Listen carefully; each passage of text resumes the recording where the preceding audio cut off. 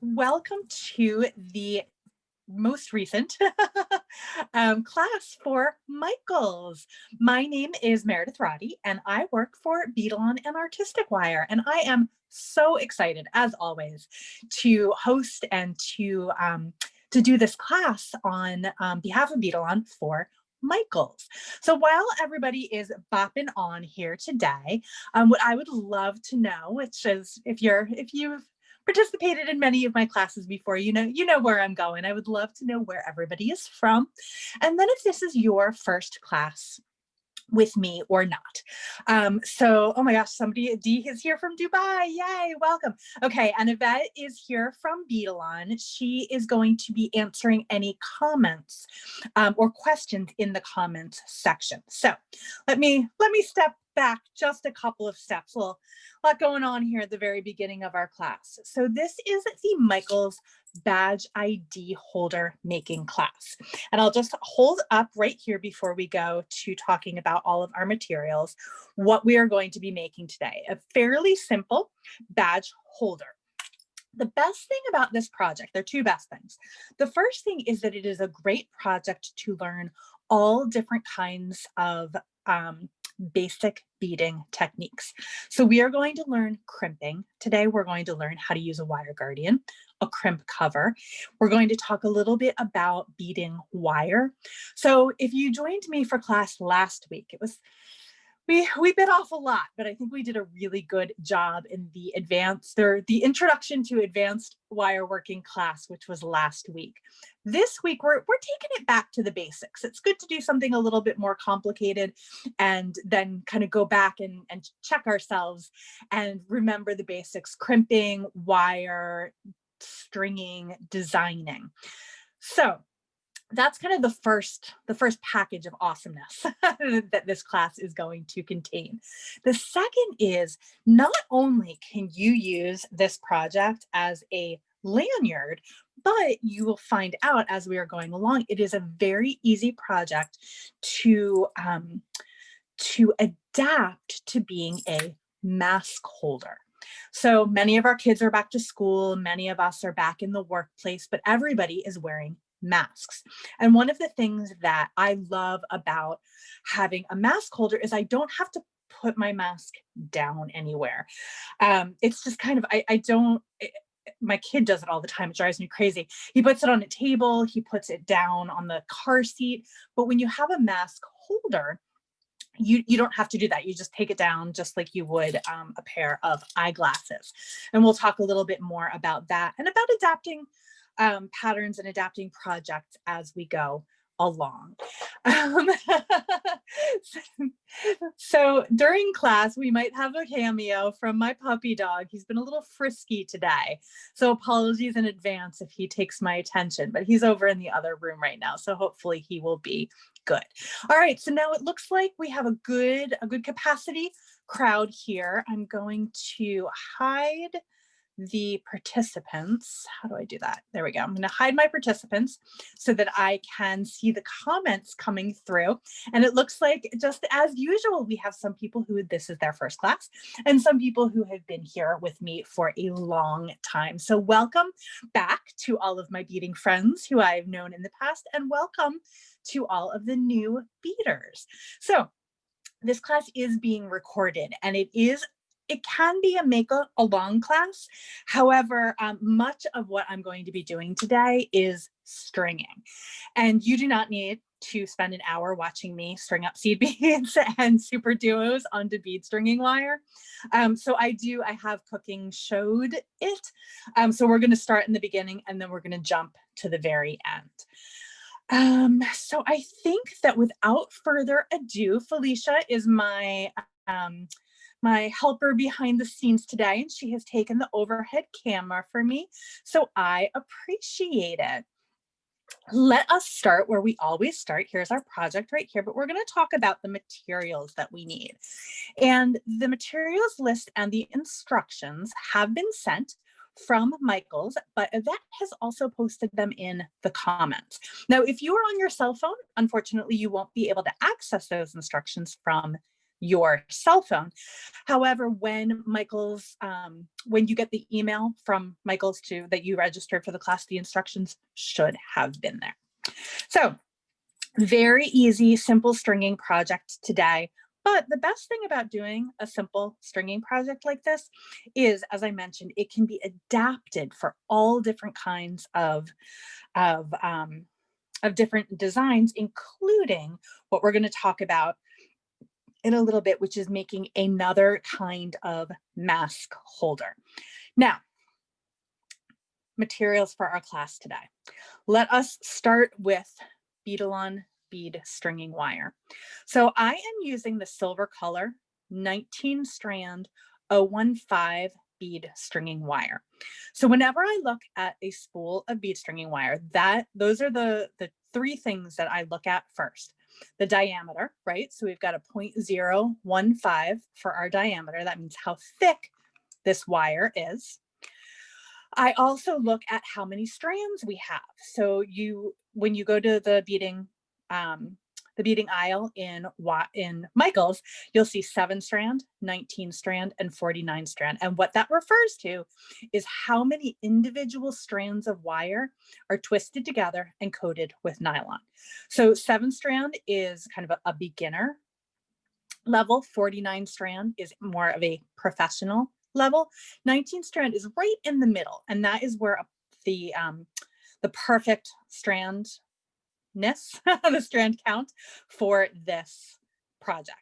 And now the last thing I look at is the color. So this is silver color wire, and you can see I've actually used quite a bit of it. And in contrast to a bright stringing wire, which I have right over here, let me just show the difference. So your bright stringing wire is going to be this kind of the steel gray color. But the silver color wire is this really nice bright silver color. And it's actually mostly what I use for my stringing. And I'll talk a little bit more about why that is as we get going. So the second thing that we are going to need for this project are our badge clips. So these are kind of a traditional badge clip with an alligator jaw, and these are also found in Michael's. So for the down and dirty construction of our project, we are going to need size 2 crimp tubes. And I know that I need a size crimp tube because it tells me right here on my bead, my spool of beading wire. So you can see right here, I'll bring out my pointer tool. It tells me right here, if I were using crimp beads, I would need a size number 1 crimp bead. But since I'm using crimp tubes, I'm using a size number 2 crimp tube. Now, you might ask, a logical next question would be, what's the difference between beads and tubes? It is personal preference. The numbering system is a little wacky. It's not wacky. It doesn't quite line up. That's what I meant to say. And wacky in that it doesn't line up. But a number 1 crimp bead and a number 2 crimp tube are about the same diameter inside and will function the same way. It just becomes a little bit of a matter of personal preference as to which you want to use in your designing, if you want to use a bead or a tube. We are also going to use some crimp covers. So this is a crimp cover variety pack. There's also in Michael's a plain or a package that just has plain crimp covers in it. We're going to cover our crimp tubes with a crimp cover for a little bit more of a professional finish. And speaking of professional finish, we are also going to be using these little guys. These are called wire guardians, and they're these little horseshoe shaped pieces of metal, for lack of a better word. And what they do is they do a number of different things, but they provide a little bit more abrasion resistance at the joins. And I also think that they look really nice. So let's see, what else do we need? We're also going to use a magnetic clasp. And when I do lanyards or mask holders or let's see, I think those are the only 2 things. I like to do a magnetic clasp at the back, especially if you are making a badge holder for somebody who works in a school.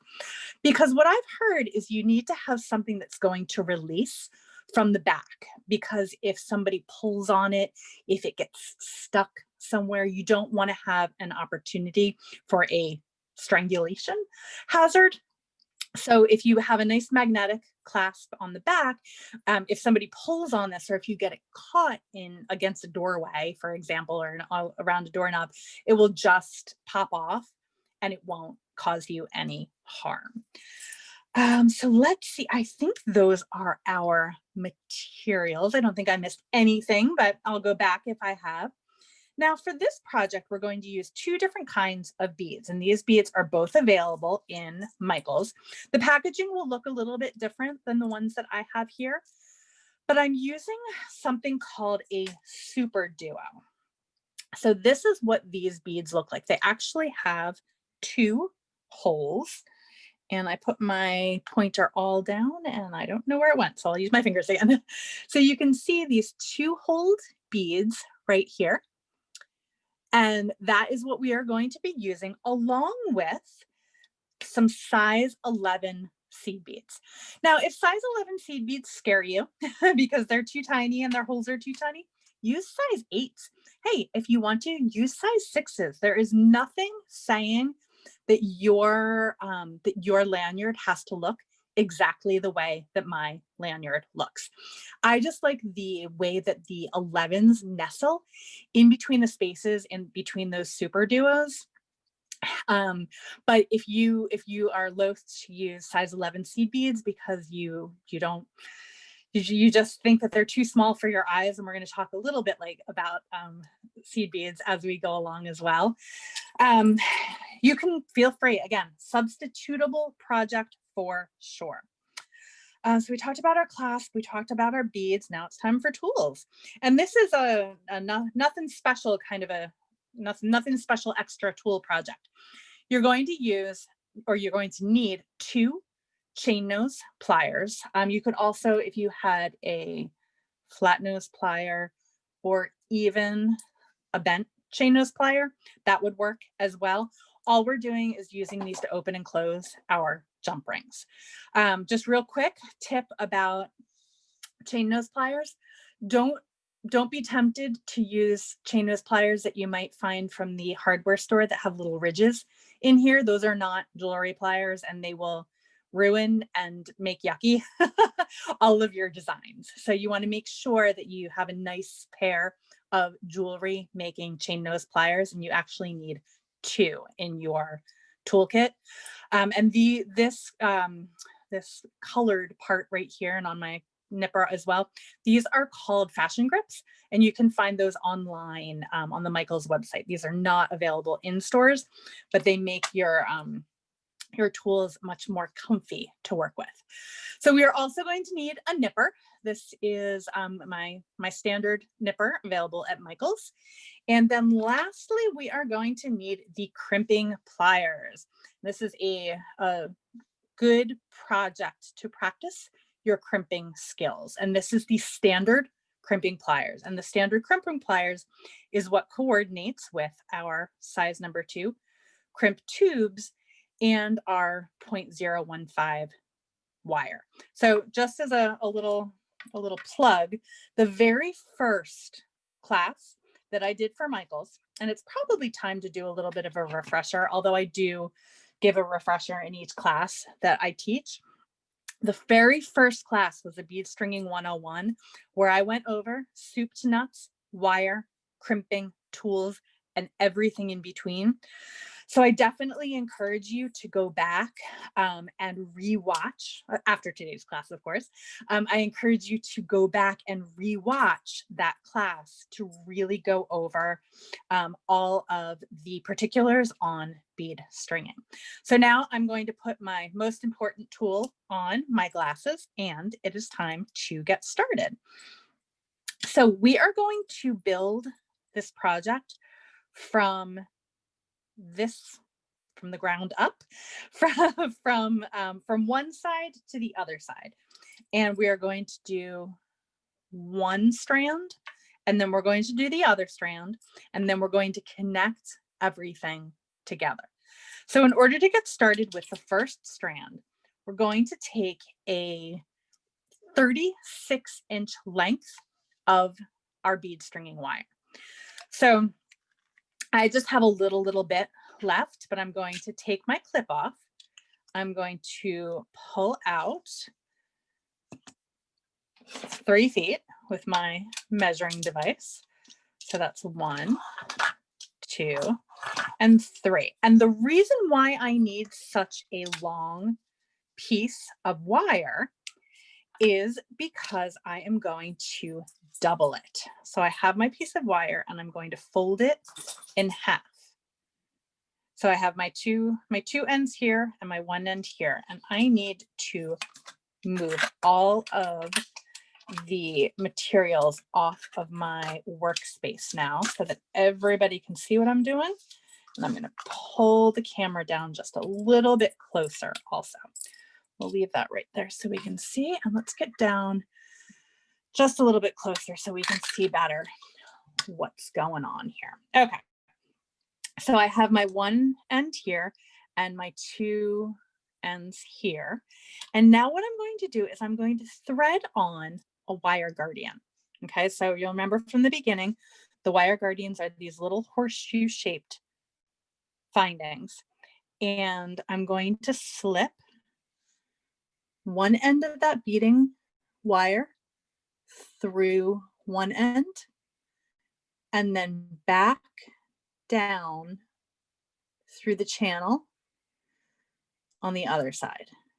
And now what I'm going to do is I'm going to move this wire guardian so it's in the middle of my bead stringing wire. Now you want to make sure when you are working with bead stringing wire that you are respectful of its limitations. So much like when you're working with a ribbon and you take a scissors and you run that scissors against the ribbon and it curls up, that can also happen with bead stringing wire. So you want to take care not to put that kind of tension or abrasion onto your wire, because you can see in the beginning when I was pulling through, it curled up a little bit. Now that's not going to affect my design at all, but if you pulled it through very aggressively, you could ruin that little piece of wire. It's just the nature of wire. It's steel, and if you don't kind of work within its limitations, it's not going to work for you. Okay, so now I have my wire guardian right there in the middle, and if a little bit of the wire pops out, it's not anything that you need to worry about in the very beginning, because that will be attended to in the end. So now what I'm going to do is just start with my pattern. So let's say, I can show you where we're going. All I need to do is I'm going to add on each of the wires 1 black size 11 seed bead. And then I'm going to take one of those Superduo beads and I'm going to put that over both of the wires. So let's see. Quick little tip about seed bead. Let's see how close I can get down in here so we can really see what's happening with these size 11s. Now, these are small seed beads, and generally when I demonstrate, I will use a larger seed bead, but because these are really just kind of spacer beads, I'm not going to worry about it so much today. If you have size 10 seed beads, if you have size 8 seed beads, anything, you could even put, you know, a 4mm round in here. It really doesn't matter.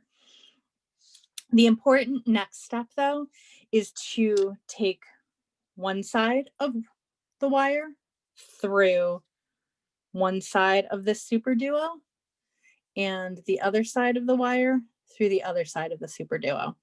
Okay, just like that. Now, couple little things about Superduos and double drilled 2-hole beads, I should say, 2-hole beads in general. Not such a big deal for this project, but sometimes because of the way that these guys are made and manufactured, sometimes the coloring can clog up their holes. So you just want to be really careful when you're working with Superduos in a pattern that requires you to just do one hole and then come back much later and thread through the other hole, that you just want to make sure that both of the holes are clean and clear. And usually I can pop the excess out with either a needle or a beading awl, but just something to be aware of when you're working with Superduos. So all you need to do now is repeat this pattern the entire time, and you get this really cool zipper-like pattern. And I chose black and silver for a couple of different reasons. The first of which is those were the beads that I had in my stash. Sometimes we design based on what we have available to us, right? So maybe a pattern that you see online calls for a specific color, but if you don't have that color and you want to learn that technique right away, well, you can go ahead and substitute out a different size, a different palette. Now you can see here, I'm glad that I pulled this one because we're going to wait for that to come into focus. You can see, can you say, I can say that one of those holes is clogged. So for classes purposes, I'm just going to set it aside and bring out a couple of new ones. But again, you can just take a needle and just kind of clean that out, maybe with a battery operated bead reamer, maybe with a regular bead reamer, a couple different ways to solve that problem. So again, following my same pattern, one size 11 seed bead on each side, and then thread both of those wires through the Superduo. And through the magic of magic, you can see I already have a whole strand already done. So we are going to jump way, way ahead and show how to finish this off. And by super magic, I actually have 2 strands already done. So we are going to jump ahead to how we finish this design off. Now, in the very beginning, I said that this could be used for a badge holder, which is what we're going to be making today, but with a very, very few, very quick little changes or alterations, we can turn this into a number of different things. Not only a badge holder, but a mask holder. And then actually when I was figuring out what jewelry I wanted to wear today, I realized that I had made a similar technique here using it to attach a pendant that I made. So if you search up some of the John Bead classes that Danielle teaches, she has some pendants like this in her arsenal, but I use that very same technique and that very same join in a different way to attach a pendant. So this I did at the top a little bit of a different way too. It's fun, I think, to show different variations on a theme, and hopefully that will inspire you to try this as a design and then think about different ways that you can use it. Okay, so now what I'm doing, let's turn this way so I'm working on the same side. I don't need to worry about anything down here. I don't have a crimp bead. I don't have anything except we're going to add a jump ring in a couple of steps to attach it to the badge clip. So I don't need to really worry about this side right now. What I need to worry about is attaching this side to half of my clasp. Now, I did not use a wire guardian here on this side. You could if you wanted to, but we're not going to today. And I'm going to talk about why as we go along. The other thing that you can use this design for is eyeglass holders. And I went through a little phase where I made a ton of eyeglass holders, but I haven't been doing that as much. But exact same technique, exact same way of doing it. You would just use those little eyeglass holder findings on one end. And the great thing about the way that I've done this is you can attach this to anything. You can attach it to a magnet clasp, you can attach it to a hook and eye clasp, you could attach it to a lobster clasp. let's see, what else could you attach it to? You could attach it to an ear wire. I mean, this is really all we are doing is we are crimping the strands that we have strung up onto the finding that we want to attach them to. So I have started with the 2 seed beads and I have ended with the 2 seed beads. And you can see this little slack that I have in here. I need to pull that out. So the way I'm going to do that is just gently, let's show that again. I'm going to pull that wire guardian to the end and then just tighten up all of my beads as I go along. Now, one of the things about bead stringing wire is you always want to build in a little bit of wiggle room. So one of the things that I see people doing a lot, especially when they're making bracelets, is tightening this up so tight so that the beads don't have any movement to them at all. Now with this many beads and these small beads, it's not that big of a deal. Where this becomes a really big problem is if you are using crystals, if you are using large beads with flat sides.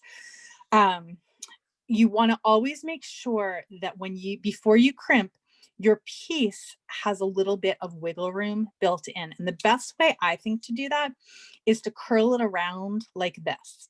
So we're not straightening it out and tightening it up as tight as humanly possible. We are building in just that little bit of wiggle room, because what ends up happening is with too much tension put on that wire, it tends to make that wire fray and break. Now, can anybody see what I did with my magnetic clasp? It was right here. And oh, here it is. That's what happens when you're working on a magnetic surface. The magnetic clasp jumps to it. Okay, so now what I'm doing is I have put on that number 2 crimp tube and I'm threading both of those wires through the hole in that clasp. Now, if your clasp was a little different, if it didn't have a hole here, you could do this on a jump ring, or whatever it was that the clasp needed to be attached by. So through the clasp, around and back through that crimp tube. Okay, and I'm using the size 0.015 bead stringing wire so that I am able to get both of those wires back through that crimp tube. If for whatever reason you could only get one back through that crimp tube, that's okay. You only need one because to hold everything in place. One of the things about jewelry design and jewelry making that you always want to think about is the structure. So many times we focus solely on design, but we also need to think about how we are constructing it to make our jewelry as durable and as long wearing as possible. So now all I'm doing is I'm just kind of feeling to make sure that things aren't too tight in here. And then we're going to go ahead and take our crimp tool and remembering our 3-step crimp process. And again, that very first beading 101 video that I did goes over this in great detail, but you can see in the crimping pliers, and we're going to challenge my camera again to see how close up we can get here. So you can see one of the jaws is smooth and one jaw has a little divot in it, a little peak in it. So the order is first, I'm going to press down in the front jaw, then I'm going to press down in the back jaw, and then I'm going to press down in that front jaw one last time. So now we're going to go ahead and do that. So let's see if I can get a real nice angle here. Sometimes I get it perfectly, sometimes not so much. So we're going to get right there in that front jaw, and then I'm going to move it back to the back jaw, and then back to that front jaw again. And when I come to the front jaw, I'm going to angle that crimp bead so that it is up and down. So I am crimping it nicely up and down. And see how I'm moving my crimp tool around in a circle? I am not coming in here and smushing it again. I'm coming around, because what that metal is doing is it's creating a cocoon, for lack of a better word, around that wire. It's not smashing the wire. What ends up happening is if you smash that wire, it ends up breaking the wire. And the temptation, it always seems to be to come back in here and smush that down again. Try to resist that temptation. It does not help. And it actually hinders and hurts. So now all I need to do is find where I put my nippers, which are right here. And I'm going to come and I'm just going to snip those two wires off. Okay, so now we are pretty much halfway done here. Let's go ahead. We're going to crimp the other side, and then we're going to come back and do our crimp covers. So just the same way that we did over here, I'm going to take my bead stopper off. And of course, double check. I did not do this, so this is probably a good time to do this. And make sure that they're the same length. And lo and behold, totally not the same length. Let's move that into frame so we can see. Always a good idea to double check when you're doing two. Here, let me pop this back up just a little bit so we can work together. You want to make sure, of course, that both of your strands are the same, and you could count them if you were so inclined, but I'm just kind of putting them right next to each other and double checking to make sure that they are the same length. So I'm going to pull these ones off, and I made mine about 14 inches. These are a little bit shorter just for demonstration's sake, but this one I did about 14 inches on either side. And you can determine how long you want yours to be, depending on what your body shape is, depending on how long, you know, where you want that badge holder to rest on your body. So I'm just double checking that they are in fact the same length. And then I'm going to go ahead and, just like I did before, add that size 2 crimp tube. Come back around the other side of my clasp. And if it's easier to take this magnet apart and do it that way, you can certainly feel free to go ahead and do that. I always find that it's easier for me just to keep my clasp clasped. And I'm going to come back down around through here. And the reason why I am not using a wire guardian on this side is because 2 wires do not fit cleanly through the wire guardian. And it becomes a little more fiddly and a little less nice. So that is why I decided, kind of as a design element, to only use the wire guardian here on this end rather than on both ends. So I just want to make sure that I don't have any spaces, but that I'm also building in some nice wiggle room into my project. And I also want to make sure, I'm going to leave that down, that I have about a quarter to an eighth of an inch of a loop here. You do not want this crimp tube tightened up all the way to that clasp. That also puts unnecessary and unhappy tension on the end of that wire. One of the questions that we get a lot in the Beadalon office is, and then here we're going to see this fun challenge that we have with this magnetic clasp. That's what happens when you try to crimp when you're working with magnet clasps. But one of the questions that we get in the Beadalon office oftentimes is, my beading wire broke, why? Well, oftentimes it's because your design was strung up too tight, and those beads did not have enough wiggle room. Another reason, and this is usually the number 2 suspect, is improper crimping. So once again, I went in the front of my crimping pliers, the back of my crimping pliers, and now I'm coming around here and I'm rounding out that crimp tube. I am not pressing down and pressing that flat. That is another culprit for broken jewelry, is improper crimping, and having that crimp actually cutting through the wire rather than cradling the wire. Okay, so now I have my 2 strands. They are both attached here at the top to my magnet clasp.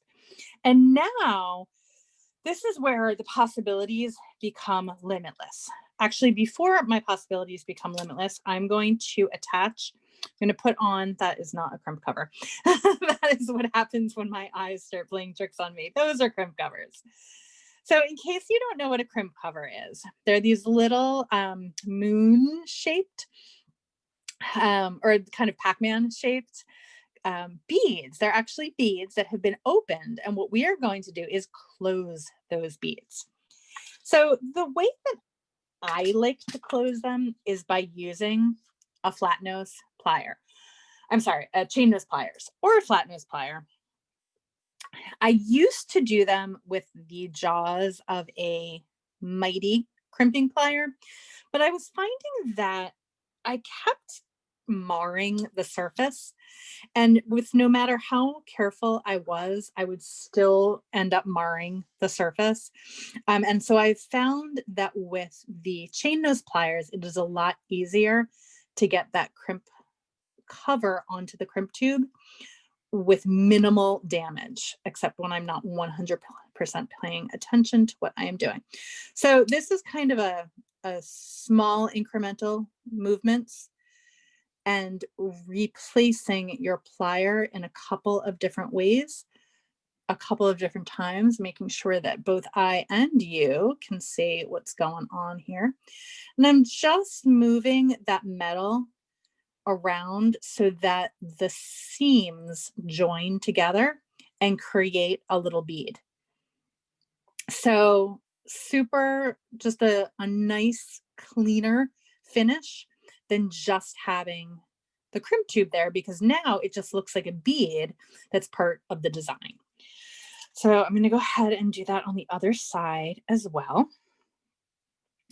And this is also, especially when you're using a crimp tube, why it's a good idea to add or to leave just a little bit of wiggle room of wire, because if you don't have enough room to get this crimp cover in there, if your beads are too tight, the crimp cover won't fit in there. And then again, it puts more tension on the beads and ends up the possibility of breaking beads and snapping your wire.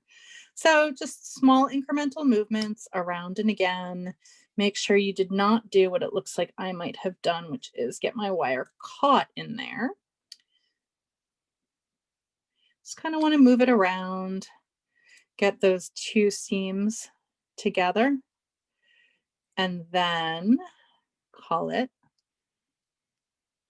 this side done. Okay, so now we can go down to this side and talk a little bit about what we can do down here. So the first thing we are going to do, of course, is to make our badge clip. But if we wanted to, we could use this very same technique and attach each side to a mask, right? So I have my mask holder here. I'm pop this up just a little bit, give myself a little extra room here. I have the mask holder that I made for the mask making class that is on the Michael's YouTube archive of classes. And for that, I added just some lobster claws here. You could, if you wanted a little bit more, more substance, or if your elastic was a little bit thicker, you could use these badge clips to attach the sides of your lanyard here to a mask. So you would do one on one side and then one on the other, and then you could turn your lanyard, your strands here, into a mask holder. You could also, this is where you would add those little ear, what am I trying to say? Oh, eyeglass holders, to make this into an eyeglass holder as well. I love a project that has a lot of different places that you can go with it, right? So you can make at least 3 things just from the top of my mind right now. And I bet that the creative makers and watchers of our class today can probably come up with a lot more ideas as well. Are you being naughty here? We've got a little cameo. Can bring a little a little hello here. The moment that everybody was waiting for is the fin sighting. He came underneath to say hello. All right, so now what we need to do for this particular project is to add our badge clasp. So easy enough. What I'm going to do is I'm going to use 2 of the jump rings from the Findings Variety Pack. And I think I forgot to mention this in the very, very beginning as part of our materials for this class. But the Findings Variety Pack, I have these everywhere. And it's my go-to pack of materials. And that is, of course, available at Michael's as well. So to do this, I need 2 chain nose pliers. And again, remember, we want nice jewelry pliers that have a nice smooth inside. And the way to add a jump ring, or to open a jump ring in order to add it, and I'm going to bring this back down here again because we need to get nice and close so we can see what's going on.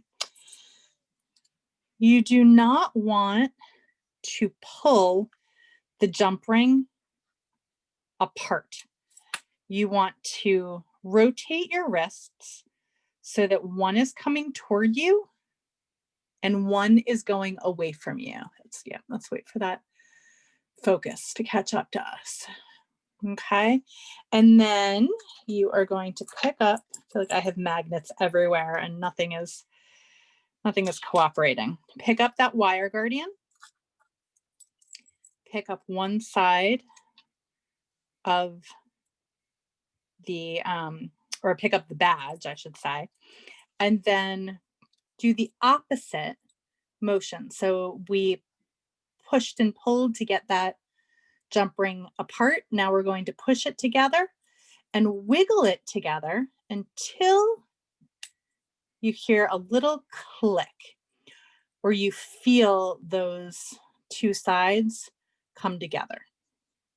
Okay, hopefully we got some good focus in there. I was focusing on what I was doing, not on the focus of the camera. So let's see if we can, for the other one, we can do it a little bit better. And you could, if you had a badge, and actually what I'm going to do, I'm going to show it this way, because sometimes our badges have openings on 2 sides, whether it's a name badge or a like a key card. Sometimes you need one on both sides. So you could either attach this together or attach a separate one. So I'm going to go ahead and attach a separate one and just show how it would become a mask as well. So open it like that.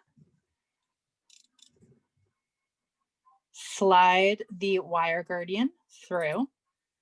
Slide the badge clip on, and then close it up with that nice wiggling motion. Back and forth, back and forth, back and forth until both of those sides have joined together.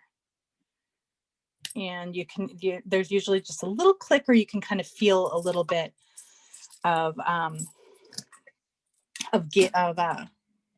not give, the opposite of give. Gives a little bit of friction. So then, I just happen to have a little mask here just to show. We can add, Actually, I think I would add it like that on one side and this on the other side.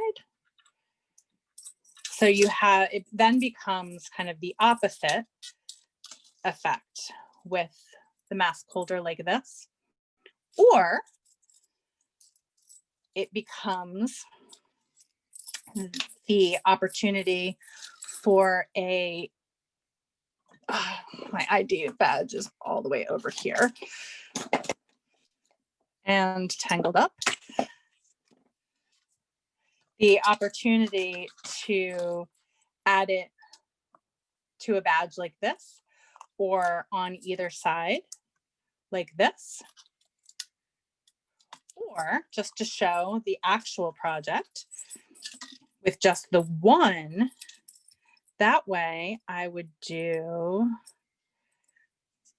I'm going to open this back up, take this off, and then attach it to the badge holder.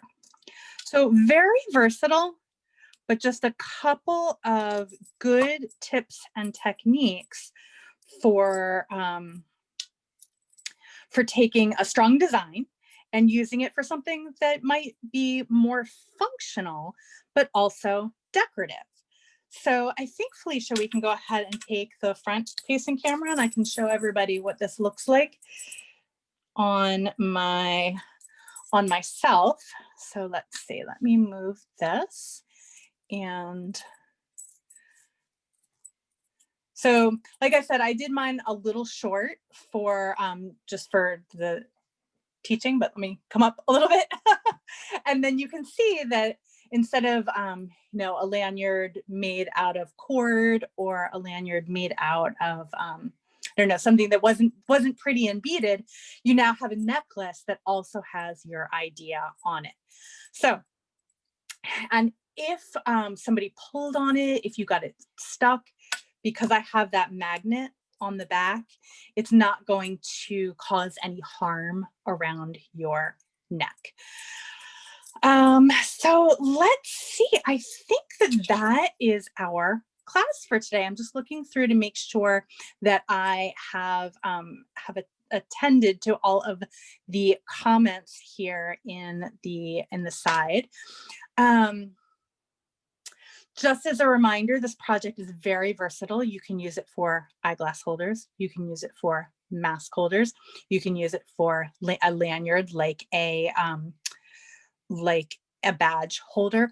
But since it does use the traditional crimping, wire guardian, crimp cover kinds of techniques, you can really, I mean, the sky is the limit for how to use the a double strand of Beadalon bead stringing wire with seed beads and Superduos to create a million different designs. And we, both at Michaels and at Beadalon, would love to see what you make with the techniques that you learned in this project. So if you do make a badge holder or an eyeglass holder or a mask holder using the techniques today, please post it online, hashtag make it with Michaels, hashtag make it with Beadalon.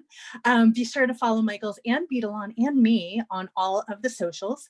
Next week, we have a very special treat. Yvette, who is usually behind the scenes, will be coming in front of the scenes to teach a class. So everybody should definitely go and sign up for that. It's going to be really, really fun. Finn probably won't make any cameo appearances in that class, but I will be back in 2 weeks. Our time for Beadalon is 2 o'clock Eastern Standard Time. Is it Standard Time now? Or is it Daylight Savings Time? I always get them mixed up. 2 o'clock Eastern Time on Wednesday afternoon. So thank you all so very, very much for joining me today. Finn is waving goodbye with his tail back there. And until next time, happy beading.